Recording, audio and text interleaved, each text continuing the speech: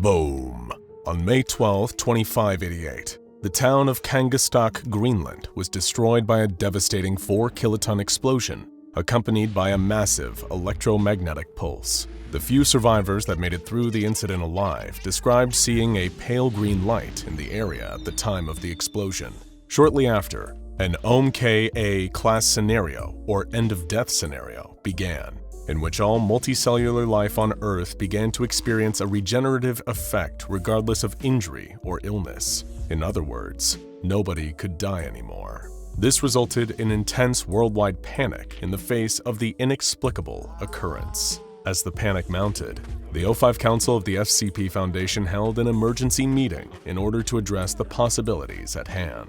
Meanwhile, civilians began reporting sightings of a gigantic, pale white humanoid monster rampaging through their cities and communities, wreaking havoc and violently attacking anyone and anything in its path. As the situation progressed and worsened, and the reality of the end-of-death scenario began to set in, the SCP Foundation made the difficult decision to lift its veil of secrecy and reveal itself to the world. 05-1 made a statement to the UN regarding the reality of the worldwide anomaly, advising citizens to remain calm and await further instructions. 5 days after the world learned the truth of the SCP Foundation, the pale monster arrived in St. John's, Newfoundland, where it was met by Mobile Task Force Nu-7 Hammerdown for what they hoped would be a quick fight and neutralization. Instead, 2 years of devastating, bloody combat ensued.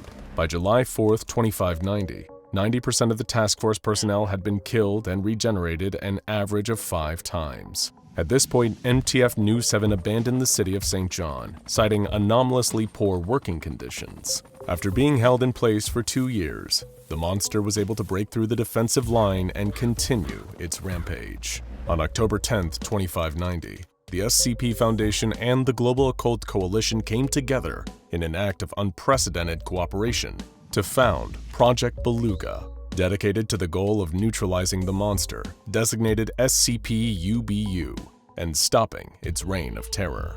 But Project Beluga was unable to neutralize the entity before it reached Columbus, Ohio on December 29, 2590. Once it arrived in the city, SCP-UBU began dedicating its time to a gruesome personal project. First, it dug a 2-kilometer deep hole in the city's center. Next, it gathered a total of 2.9 million civilians, throwing them into the hole.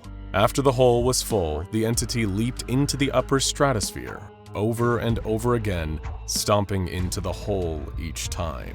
When the people inside were pulverized, the entity destroyed a large fountain, which it used as a cup and drank the resulting juices from the hole.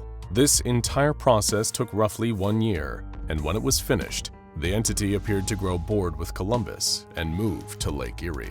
Upon reaching Lake Erie, SCP-UBU trudged out into the water and began assaulting the cargo ships docked there. It began lifting ships up and throwing them out of the water, some flying high enough to exit Earth's gravitational pull altogether. 2 of the ships were later spotted on the surface of the moon. This chaos and destruction continued for years and years, until June 10, 2670, when SCP-UBU was contained at SCP Foundation Site 59. However, this containment only lasted for 2 minutes, at which point the entity escaped and made its way to New York City, where it was found howling and attempted to defile the Statue of Liberty. Several countries used their nuclear arsenals to attack SCP-UBU over the course of its rampage, until the Kangaatsiaq Agreement was signed on February 10, 2674, cementing an agreement between NATO powers, the Russian Federation, the People's Republic of China, and the Global Occult Coalition. All signatories agreed that due to the concerns around the environment, any additional nuclear strikes against the entity would be prohibited. After the signing was finished, SCP-UBU crashed the ceremony, grabbing several lengths of rebar and 15 foreign dignitaries, which it used to construct itself a bead necklace. The next notable incident occurred when SCP-UBU showed up at Site 19, interrupting a round of testing with SCP-AFF, a woman capable of turning matter into stone by speaking to it. SCP-UBU broke through the ceiling, crushing AFF beneath its weight. SCP-682, which was also present, approached the entity curiously, and SCP-UBU responded by angrily defecating and shouting at SCP-682 in gibberish. SCP-682 seemed to understand this vocalization and attacked SCP-UBU, demanding that it take back the insult. At this point, SCP-UBU slapped 682's cheek, causing 682 to let out a horrific scream. The slap left behind a glowing green mark, which spread over the entity of 682's body before breaking the bonds of its cells all at once, dissolving the reptile into a pool of toxic fluid.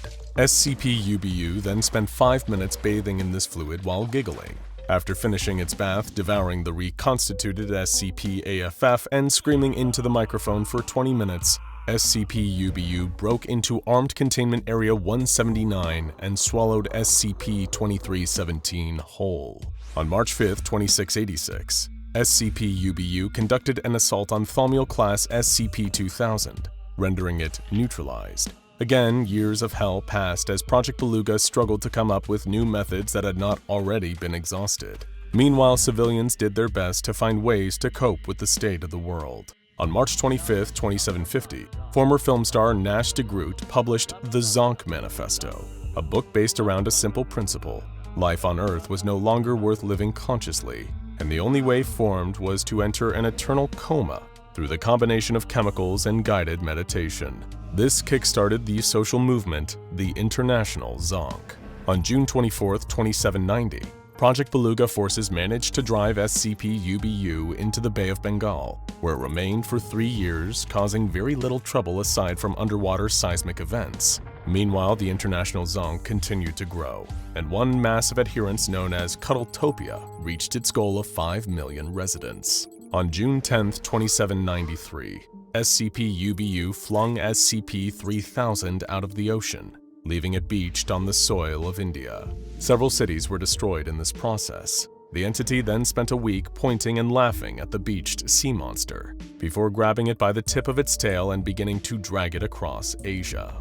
SCP-UBU continued carving a path through Asia, the wriggling SCP-3000 in tow, until it reached the Bering Strait. Then it began to cross the strait into Alaska, returning to North American territory once more. But it didn't stop there, instead advancing toward South America until it and SCP-3000 arrived on the eastern coast of Brazil on August 29, 2793. There it dragged its unfortunate charge back into the ocean once more, disappearing from sight. On August 30, 2793, SCP-169, or the Leviathan, emerged from the depths of the ocean. There are some reports that SCP-3000 had been tied around its neck, but these have not been confirmed. The Leviathan and SCP-UBU then entered into a lengthy battle, which carried on for several hundred years. After so much time had passed that witnesses could scarcely remember a time when it wasn't happening, the fight between SCP-UBU and SCP-169 came to a halt. Much as it had with SCP-682, SCP-UBU slapped SCP-169 across the face with such force that its cell bonds dissolved and it melted into a puddle of fluid, which was lost beneath the ocean waves. SCP-169 was reclassified, neutralized. December 11, 3020 marked the start of a 10-year period of inactivity for SCP-UBU. Ordinarily, one would expect this to come with a sense of relief. However, even in spite of the global immortality, the collateral damage from SCP-UBU's centuries of carnage had rendered the surface of the Earth uninhabitable, with all land now underwater.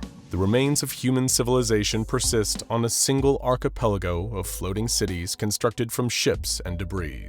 Meanwhile, the International Zonk movement has persisted, gaining more and more traction and popularity as conscious life became less and less bearable. An enormous floating Zonk pile, consisting of International Zonk followers using anomalous methods to achieve the perfect Zonk, began to form. Eventually, this pile earned the nickname New Zonkland. By May 28, 3028, the archipelago was abandoned, and the 140 remaining conscious humans retreated to the SCP Foundation's SCP-S Naismith. There they lived in relative safety for several months, until SCP-UBU was spotted in the water off the port bow of the Naismith on January 14, 3030. It emitted several sounds that witnesses described as mocking, before swimming off towards New Zonkland. In response to this reappearance after 10 years of inactivity, the O5 Council called an emergency meeting. The transcript for this meeting reads as follows. "We haven't exhausted all of our anomalous options for neutralizing UBU. Where's the corncrake? If We've been over since Lawrence. Throwing the corn cake in this mess is only going to... It is anchored 57 clicks due southeast. For why the hell did you tell him that? Well, friends, it seems the Omega K has had us up and about so long that our personalities have run out of fuel we were given from birth. In all likelihood, we'd see better professionalism and teamwork in New Zonkland. As a matter of fact, that's a good segue into what I was about to propose. And frankly, I hope you find the nicest, cleanest spots in the mass grave. Where are you going? That depends. Which way is southeast? At this point, 05-11 left the room, presumably to track down the corncrake, leaving the remains of the O5 Council there, and leaving the remains of Project Beluga with the question of how to handle SCP-UBU. According to its official SCP Foundation file, SCP-UBU is an extremely violent and hostile humanoid entity of unknown origin, which appeared in Greenland on May 12, 2588. It displays anomalous physical strength and speed, as well as reality-bending capabilities and the emission of regenerative lambda waves linked to the ongoing end-of-death scenario. The appearance of SCP-UBU and the start of the end-of-death scenario coincided with several additional phenomena. There was a mass loss of function for all the objects operated by the Three Moons Initiative. The Three Moons Initiative was an extra-dimensional human organization based in SCP-2922-C, or the afterlife known as Korbenek. This organization was founded 14,000 years ago with the purpose of establishing a human colony in the afterlife, and has long maintained a peace treaty with the SCP Foundation. SCP-2922, a method of communication that allowed a human mind to make calls to any pre-established phone number, ceased all functions. Next, the extra-dimensional space known as the Wanderer's Library, a magical archive of all the knowledge from all known worlds, and every book that has ever been written, will be written, and several that have not and will not exist, was severed from Earth. When the SCP Foundation pressed the Serpent's hand for answers, a representative answered that irreconcilable security concerns regarding Earth had come up and forced them to make this decision. A representative of Marshall, Carter & Dark Limited somehow gained access to the personal contact information of the O5 Council's members and used this information to reach out to them with a business offer. The company is ordinarily on unfriendly terms with the SCP Foundation due to their conflicting interests, namely Marshall, Carter & Dark's interests in acquiring and selling anomalous items, entities, and experiences to the highest bidder.